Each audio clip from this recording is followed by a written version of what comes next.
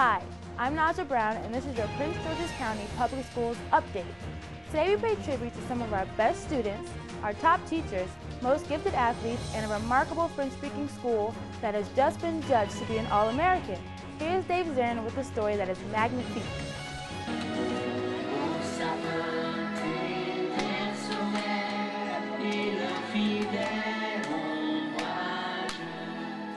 The melody was certainly familiar, but the words to "Oh Christmas Tree" certainly were not.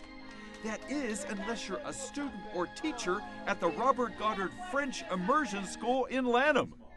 For from kindergarten through the 8th grade, all greetings, all instruction, indeed everything everywhere you look, is in French. And if you're wondering if all that French works in an American school, look at the Maryland blue ribbon the school just won, one of only 6 in the state and the only one in Prince George's County. And listen to a once skeptical parent who'd said au revoir, if she spoke French, to all her previous reservations. Do you speak French? No. You don't have to speak French. When I first started, every parent has anxiety.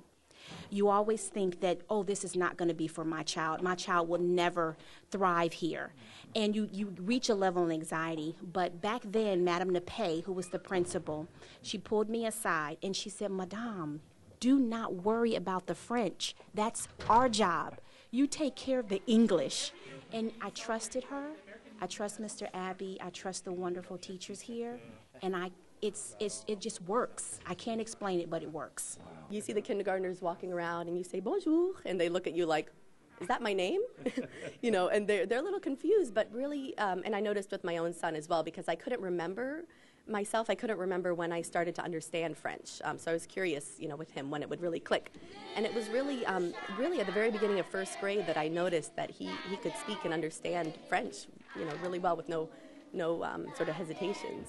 The benefits of speaking French, or indeed any other second language, extend far beyond the words themselves.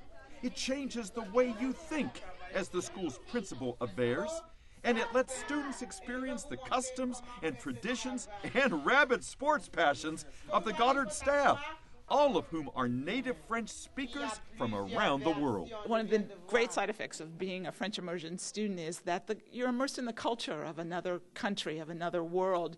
Your teachers come from Cameroon, from anywhere in West Africa where they speak French, from France, from Belgium, from Canada, from Haiti. So you have a personal connection because maybe that's the food that teacher is bringing in for lunchtime, or maybe that's the holiday that teacher's sharing. I will tell you that instruction stops for a couple of days while we're all watching World Cup soccer games, but it's a huge, huge cultural event that you don't get anywhere else. Et demain, on va passer à une autre activité, d'accord? Oui, mademoiselle.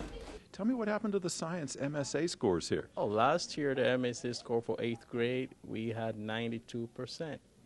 So they do really well. Regardless of the language, you know, they transfer the information that they get in French into English, and they do very well. As the Goddard staff prepares its application for their next award, a national blue ribbon and a likely trip to the White House, they are confident in their students, all of whom know their parts by heart. Il aurait fallu qu'il ne fume pas de cigarettes afin qu'il ne soit pas malade. Congratulations to Blue Ribbon winner Robert Goddard, an American success story with a French accent. Robert Goddard's French Immersion is just one of the ways Prince George's students are becoming citizens of the world. Another is the International Baccalaureate program that gives our graduates a diploma universally recognized for its excellence. Here's Grant Kittleson to tell you more. The International Baccalaureate Diploma Lunch allowed some PGCPS students who had completed the IB program to reunite with those they took the journey with and then exalt the virtues of the program and how well it prepared them for college. Through this program, I became more of an inquirer, open-minded, and knowledgeable.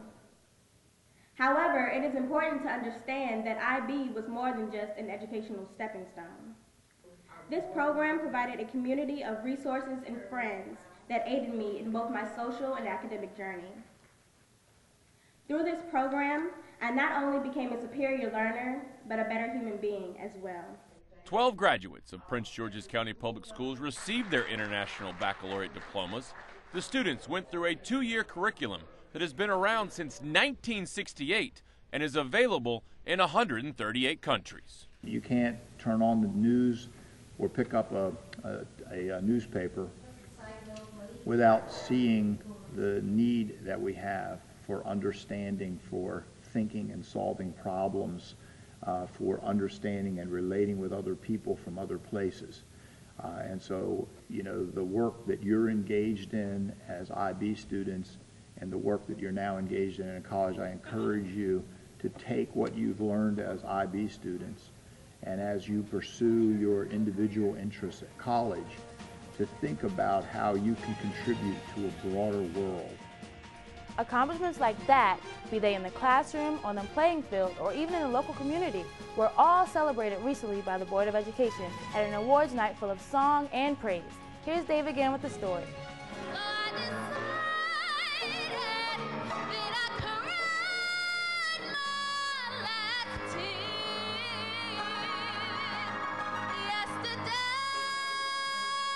That Kaya Wright and her fellow choristers came out on a very cold night to honor almost 100 students and teachers at a county school board awards ceremony testified to the scale of the honorees' accomplishments. So to our students and to the staff that are being honored tonight, congratulations on a job very well done. I hope that these accomplishments are only the beginning of things to come for you. I want you to understand that I believe that you are part of a very elite group, a group that has chosen, and we're going to say a lot more of this going forward, but a group, an elite group, who has chosen to be great by choice, not by accident.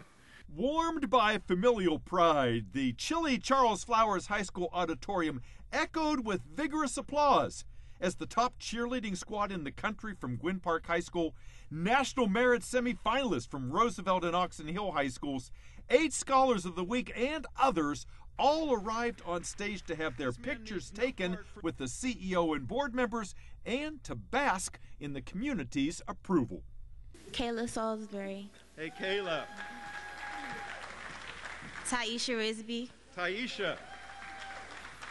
Mia Span. Nia. Tiana Flowers Walker. All right. I asked their coach, Kim Christian, who has been 5 years at Gwynn Park and says, I don't know what to aim for anymore because I've achieved all the goals I've wanted. I said, what did the girls win as a result of being the national champion? Well, they got rings, they got trophies, they got a sweatsuit, they've got bragging rights. And I asked her, what about their scholastic achievements? She says many of these girls are members of the National Honor Society. Some of them have 4.0 grade point averages. Like the Title I schools that shared a group award from Apple for their digital learning leadership with iPads, the night's honorees took home individual plaques and banners and trophies as tokens of jobs well done and as incentives to continue on their paths of being great by choice. Congratulations to all those winners who make us all proud to be Prince Georgians. Well, that's it for this edition of Update. For Grant Kittleson and Dave Zarin, I'm Naja Brown. We'll see you next time with more good news from the Prince George's County Public Schools.